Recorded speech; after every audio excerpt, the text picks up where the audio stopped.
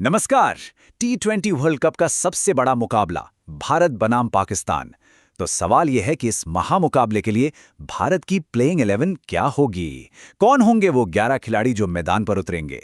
चलिए इसी पर बात करते हैं। सोचने वाली बात है ना, कि क्रिकेट के सबसे बड़े मैच के लिए आखिर टीम कैसे चुनी जाती है। देखिए, ये सिर्फ बेस्ट प्लेयर्स को चुनने की बात नहीं है। असली खेल तो है सही बैलेंस बनाने का।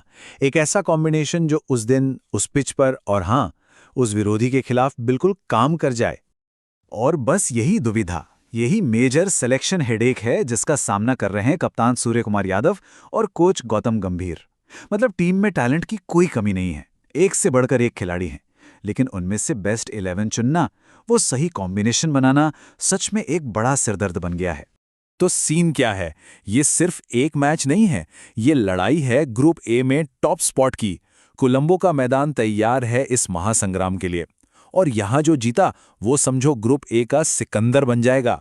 और इस मैच में दांव पर क्या लगा है, इसको समझना बहुत जरूरी है। एक तरफ है भारत, दूसरी तरफ पाकिस्तान।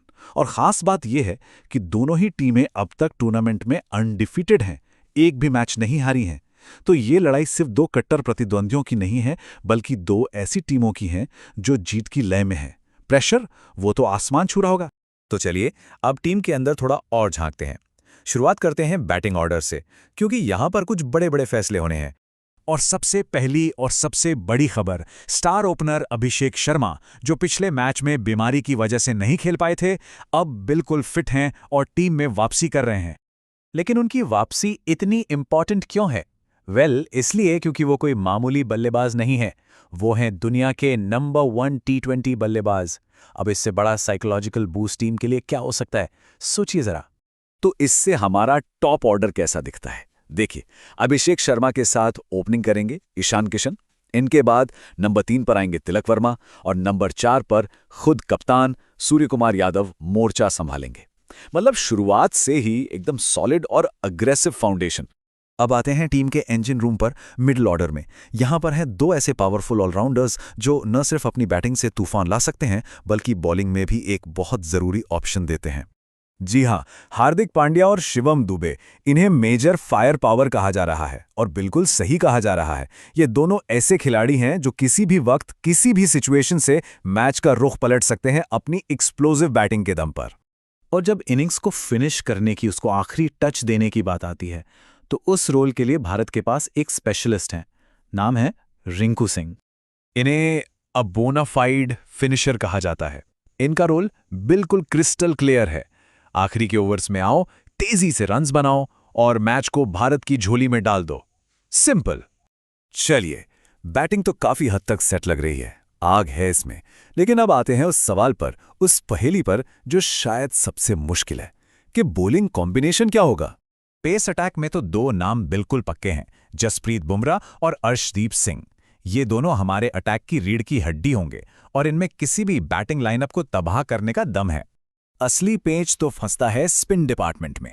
दुविधा ये है, क्या टीम एक स्पेशलिस्ट विकेट टेकर जैसे कुलदीप यादव के साथ जाए, या फिर अक्षर पटेल को चुने, जो अहम विकेट्स तो ले ही सकते हैं पर साथ में बैटिंग को भी गहराई देते हैं।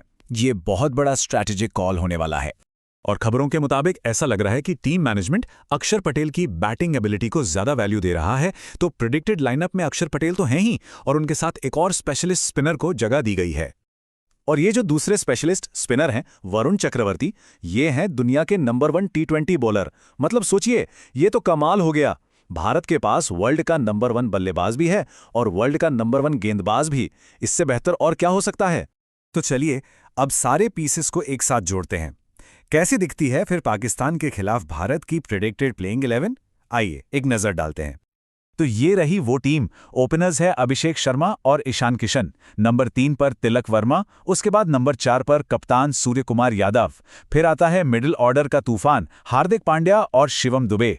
फिनिश करने की जिम्मेदारी रिंकू सिंह के कंधों पर। स्पिन डिपार्टमेंट को लीड करेंगे अक्षर पटेल और नंबर 1 बॉलर वरुण चक्रवर्ती। और आखिर में पेस अटैक का जिम्मा जसप्रीत बुमराह और अर्शदीप सिंह पर होगा। देखने में तो ये एक जबरदस्त, एकदम बैलेंस्ड और पावरफुल टीम लग रही है।